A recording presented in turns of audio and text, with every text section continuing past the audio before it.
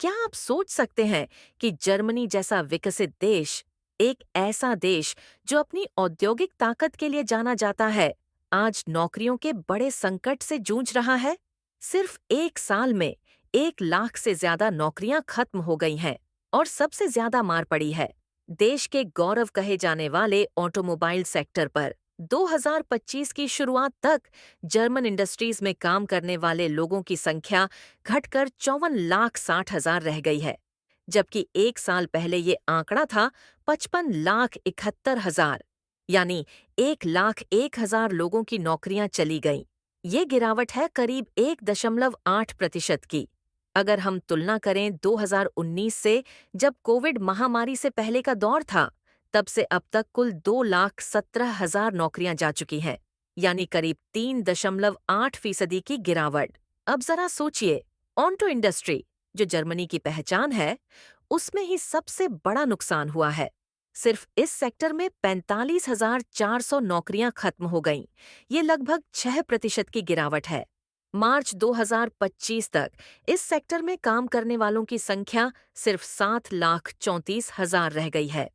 कम मांग, चीन की सस्ती कारों की चुनौती और इलेक्ट्रिक वाहनों की ओर बढ़ता दबाव, इन सब ने इस सेक्टर की कमर तोड़ दी है।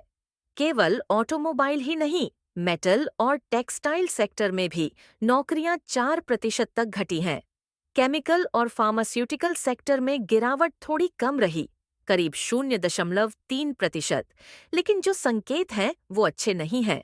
हर सेक्टर किसी न किसी दबाव में है। अब सवाल है, ऐसा क्यों हो रहा है? जवाब आसान है, ये सिर्फ एक आर्थिक मंदी नहीं है, बल्कि संकटों की एक पूरी श्रृंखला है।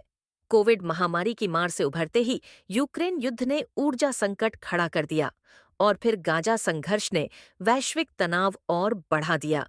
ऊर्जा की कीमतें आसमान छू रही हैं, मानव संसाधन महंगे हो रहे हैं, बाजार की मांग घट रही है और कंपनियां लागत में कटौती के लिए मजबूर हैं।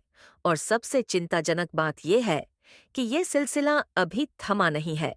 विशेषज्ञों का अनुमान है कि अगले कुछ महीनों में 70,000 और नौकरियां जा सकती हैं, यानी संकट और गहराएगा।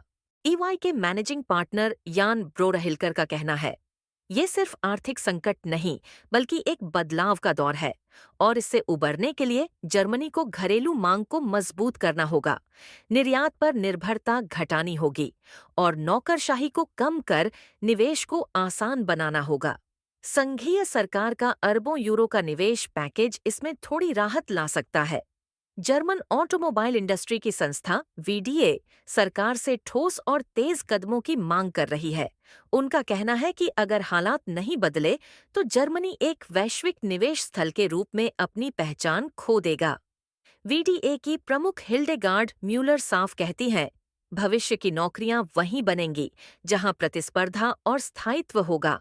और फिलहाल जर्मनी उस रेस में पिछड़ता दिख रहा है।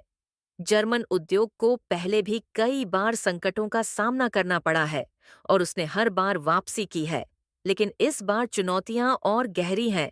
क्या जर्मनी फिर से खड़ा हो पाएगा, या ये गिरावट किसी बड़े परिवर्तन की शुरुआत है? आप क्या सोचते हैं? नीचे कमेंट करें और अपनी राय जरूर दें। अगर आपको ये विश्लेषण पसंद आया हो तो वीडियो को लाइक करें, शेयर करें और हमारे चैनल को सब्सक्राइब करना न भूलें।